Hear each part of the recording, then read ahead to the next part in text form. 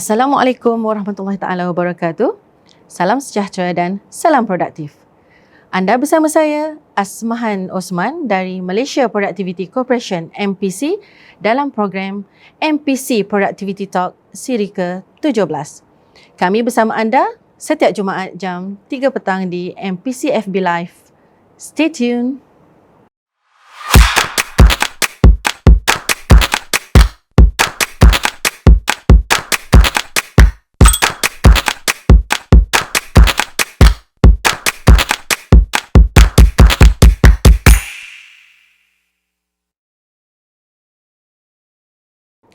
Kecemerlangan perniagaan merupakan istilah yang sudah tidak asing kepada kita semua. Malaysia Business Excellence Framework adalah pendekatan holistik yang dilaksanakan oleh organisasi untuk cemerlang dalam pelaksanaan tadbir urus operasi serta pelaksanaan strategi perniagaan berkesan dalam usaha meningkatkan prestasi syarikat ke tahap seterusnya serta lebih berdaya saing. Seiring dengan penjelasan ini, saya bawakan anda topik pada hari ini iaitu Business Excellence as Booster for Organizational Sustainability. Kita akan sama-sama mendengar pandangan dari tetamu jemputan kita pada hari ini, Puan Wailah Muhammad Nasir, Timbalan Pengarah Bahagian Pembangunan Kecemerlangan Organisasi MPC. Terima kasih Puan Wailah kerana sudi bersama dengan kami dalam rancangan MPC Productivity Talk. Okey, bercakap mengenai kecemerlangan perniagaan, boleh Puan Wailah kongsikan apakah itu konsep kecemerlangan perniagaan itu sendiri? Terima kasih Puan Asmahan kerana menjemput saya untuk rancangan Productivity Talk pada hari ini. Okey, saya merujuk kepada soalan Puan mengenai dengan konsep kecemerlangan perniagaan. Actually, konsep kecemerlangan perniagaan ini telah bermula pada tahun 2010 lagi, di mana MPC telah mewujudkan satu rangka kerja yang berorientasikan kepada kecemerlangan, iaitu kita tengok kepada keperluan bagi syarikat untuk bertahan dan bertindak pantas dalam menghadapi perubahan landscape perniagaan yang sangat dinamik pada masa kini.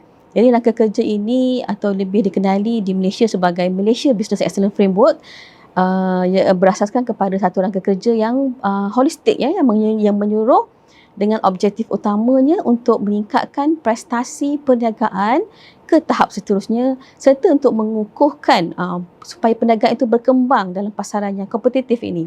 Kalau kita tengok pada masa ini, syarikat berusaha untuk mengurangkan kos operasi dan berjaya dan cuba untuk mendapat hasil yang tinggi.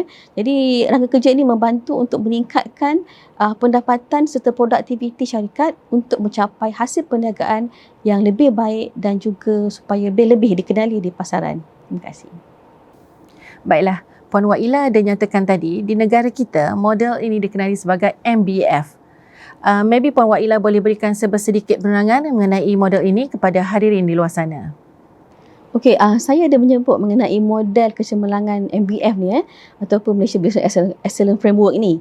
Model ini memang terbukti di peringkat di peringkat antarabangsa juga mereka menggunakan kecemerlangan perniagaan ini untuk syarikat menilai kekuatan dan juga mengenal pasti apakah gap atau jurang yang ada dalam syarikat bagi membolehkan syarikat mengetahui syarikat untuk mengetahui dan mengenal pasti apakah intervensi yang patut mereka lakukan yang bersesuaian untuk menambah baik ataupun mengurangkan jurang yang ada pada pilihan tersebut. Dan juga model kecemerlangan perniagaan ini juga boleh membantu syarikat serta pengusaha syarikat untuk menguruskan perniagaan mereka selain mengukur prestasi syarikat dan menjadikan syarikat itu lebih berdaya tahan dalam perniagaan. Daripada satu segi lagi, MBF ini juga berfungsi sebagai perunding perniagaan dalaman sebagai contoh sebab tidak semua syarikat mampu untuk kita mengambil perunding dalaman sendiri, membayarkan perunding dalaman sendiri untuk menilai mengukur dalam pencapaian mereka. Tetapi dengan adanya model ini mereka boleh mengukur sendiri dengan perniagaan mereka dengan menggabungkan semua keperluan-keperluan yang ada dalam syarikat dan menjelaskan dengan objektif organisasi serta memikirkan juga tentang amalan terbaik di peringkat antarabangsa. Okey, dan kalau kita tengok rangka kerja ini menekankan kepada 7 kriteria utama iaitu kepimpinan ataupun leadership, strategi, planning kan, informasi, pelanggan, tenaga kerja, proses serta hasil pencapaian. Okay, saya difahamkan bahawa model kecemerlangan perniagaan ini bukan saja digunakan di Malaysia tapi turut digunakan oleh negara-negara lain. Maybe you may want to explain further on this? Okey, Puan Asmahan, kalau kita tengok model kecemerlangan perniagaan ini banyak dilaksanakan juga di negara-negara Asia yang lain seperti Indonesia, Singapura, Brunei, China, Jepun, Korea. Kita sebut je mana-mana negara memang mereka mempunyai rangka kerja kecemerlangan perniagaan dalam negara tersebut. Dan kalau kita tengokkan sekurang-kurangnya 86 buah negara dalam dunia ini yang mengamalkan business excellence sebagai salah satu cara untuk membantu perniagaan bertambah baik. Okey, rangka kerja yang kita ada sekarang ini juga yang di Malaysia ini telah dibangunkan dengan menggunakan pendekatan beberapa model kecemerlangan perniagaan antarabangsa dan juga pentadbir anugerah yang ada dalam dunia ini seperti yang seperti semua maklum pentadbir anugerah Boris Boris Excellence Framework yang digunakan di Amerika Syarikat dan juga European Foundation for Quality Management iaitu dua rangka kerja perniagaan yang memang kita jadi ikutan dalam dunia ni lah ya. Yang tu yang jadi rujukan. Even di Malaysia pun kita menggunakan rangka kerja tersebut.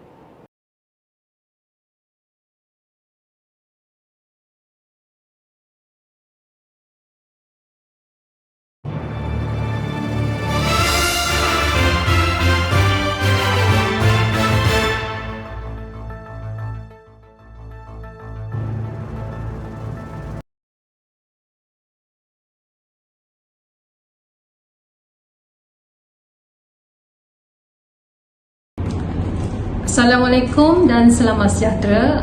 Nama saya Mastina Muhammad Sani. Saya adalah pengarah kepada syarikat Azamoto. Azamoto ditubuhkan pada tahun 1990 dan pemilikan 100% adalah Bumi Putra dan konsep perniagaan kami adalah One Stop Center. Kami beroperasi di 4 branch. Pertama di Banting, iaitu di HU, ada di Salak Tinggi Sepang, Bangi dan juga Sungai Buloh. Dan kami berjaya menguruskan secara holistik melalui pendekatan rangka kerja kecemerlangan perniagaan iaitu MBEF. Azamoto mula didedahkan dengan MBEF yang bermatlamat untuk memantapkan pengurusan syarikat melalui program Grombik anjuran NPC sejak tahun 2016 lagi. Program Grombik ini adalah untuk meningkatkan kualiti produk dan juga perkhidmatan yang dikendalikan oleh syarikat, perusahaan kecil atau sederhana agar terus berupaya berdaya saing di peringkat global.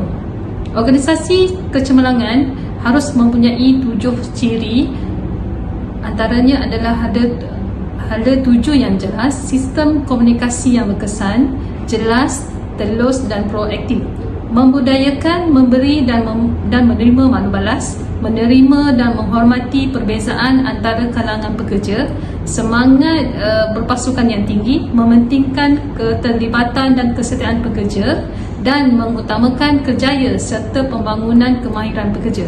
Kriteria tersebut yang dipelajari di dalam MBEF digunakan untuk meningkatkan produktiviti syarikat dan terus memajukan prestasi syarikat ke tahap yang ada lebih baik lagi.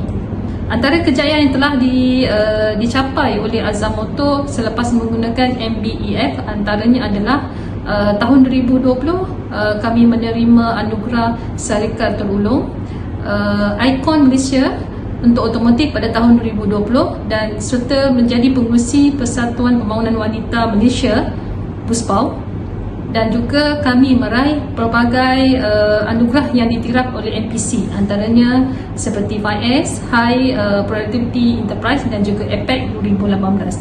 Saya menyuruh kepada semua syarikat di luar sana untuk menggunakan MBEF untuk menilai kekuatan dan juga peluang supaya dapat menambah baik dapat dilakukan di syarikat. Fokus MBEF adalah untuk melestarikan organisasi baik awam ataupun swasta dengan melahirkan organisasi yang lebih cemerlang. Dan terima kasih kepada NPC.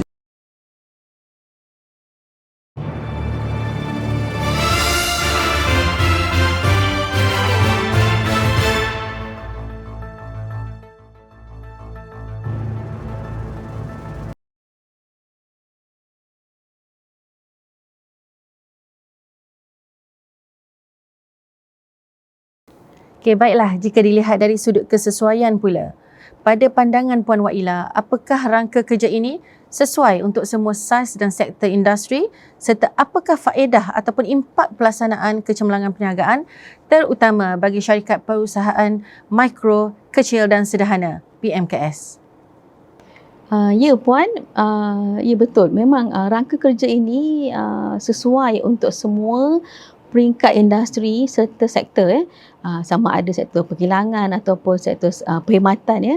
Dan untuk makluman, NPC juga mempunyai kriteria penilaian kecemerlangan untuk syarikat mikro dan kecil. Kalau kita tengokkan bagaimana apakah faedah melaksanakan rangka kerja kecemerlangan perniagaan ini, kita tengok daripada kajian yang dilaksanakan, 57% daripada syarikat yang telah menjawab pada kajian ini mengatakan rangka kerja ini membantu syarikat untuk lebih berdaya saing dan juga mereka percaya rangka kerja dengan melaksanakan rangka kerja ini syarikat punya prestasi telah meningkat ke tahap yang sepatutnya, maksudnya lebih daripada apa yang mereka jangkakan.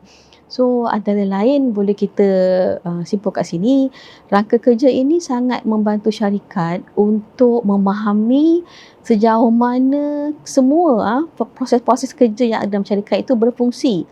Bagaimana sistem yang berbeza ini bekerjasama bersatu untuk menghasilkan satu result yang diingini dan juga dengan adanya penilaian ini membantu syarikat, membantu pengurusan, membantu pihak pekerja untuk memahami perniagaan mereka dengan lebih baik. Okey, rangka kerja ini juga kalau kita tengokkan mempunyai banyak kefaedahnya untuk membantu syarikat, especially syarikat dan para pekerja untuk mempunyai pandangan yang sama mengenai tahap prestasi perniagaan mereka. Sebab mereka bersama dalam satu paridan dan juga membolehkan pengurus dan pekerja bersatu untuk menangani isu supaya maju pada masa depan. Kita tengok juga rangka kerja ini membantu especially-nya terutama kepada syarikat PMKS untuk melaksanakan strategi penambahbaikan yang bersepadu, iaitu yang merangkumi pelbagai inisiatif seperti alat-alat produktiviti yang boleh membantu untuk menambah baik proses kerja yang ada dalam syarikat. Dan juga penerimaan inisiatif ini selalunya berbeza mengikut keadaan situasi syarikat dan juga mengikut tahap kematangan organisasi dalam pengukuran prestasi kecemerlangan perniagaan. Kita tengok juga kecemerlangan perniagaan ini dapat membantu syarikat untuk merancang strategi yang lebih bagus dalam membantu menangani perubahan especially dalam persekitaran perniagaan masa kini iaitu ada pelbagai krisis sekarang ni. Jadi dengan adanya rangka kerja ini dapat membantu syarikat untuk membawa hala tuju syarikat ke arah yang lebih berdaya saing lah. Dan juga kita tengok elemen-elemen lain dalam rangka kerja ini seperti tenaga kerja yang lebih fokus kepada sumber manusia, budaya dan sosial. Kita ada juga elemen on operasi yang membantu syarikat untuk menangani pelbagai keperluan undang-undang dan piawai antarabangsa dan juga aspek kepimpinan yang paling penting itu sebab dia akan membantu kepimpinan itu sendiri untuk menangani isu-isu mengenai accountability, takbir urus corporate, isu alam sekitar dan juga kemasyarakatan. Dan juga kalau kita tengok dengan pelaksanaan rangka kerja kecemerlangan perniagaan ini, especially bagi syarikat yang PMKS yang mana mereka tidak mampu untuk mempunyai perunding bebas untuk menilai pengurusan mereka, untuk menilai tahap kesihatan syarikat mereka secara tetap. Jadi dengan adanya penilaian kendiri rangka kerja kecemerlangan perniagaan ini, syarikat boleh menggunakan penilaian ini dengan kerap untuk untuk memastikan mereka memenuhi kita punya perancangan strategi perniagaan tu dan cara mana untuk menghadapi risiko yang ada dalam perniagaan lah supaya mereka dapat menangani risiko yang ada lah Okey, antara lain faedah melaksanakan kecemerlangan perniagaan ini banyak ya. Sama antara lain selain daripada mengetahui tahap kesihatan syarikat sendiri, mereka juga boleh mendapat pengiktirafan dengan memasuki kita program-program anugerah yang ada dalam negara kan. Banyak anugerah yang ada dalam negara. So boleh mendapat pengiktirafan dengan sebab kita kebanyakan menggunakan rangka kerja ini sebagai cara kita untuk menilai syarikat dan membolehkan mereka membandingkan prestasi mereka dengan syarikat yang lain sama ada dalam negara ataupun di peringkat global dan juga belajar amalan terbaik apa yang ada pada syarikat lain. Jadi rangka kerja ini juga boleh membantu syarikat, especially syarikat PMKS kita untuk membangunkan sistem yang sistematik dan teguh yang boleh membantu menyokong pertumbuhan syarikat ke arah lebih maksud dia pertumbuhan syarikat yang lebih berdaya maju. Okey, apakah pula saranan Puan Waila kepada industri di luar sana mengenai penggunaan model rangka kerja kecemerlangan perniagaan ini? Okey, rangka kerja kecemerlangan perniagaan ini turut digunakan untuk menilai tahap kecemerlangan perniagaan yang digunakan oleh pentadbir anugerah di peringkat kebangsaan atau negeri di Malaysia.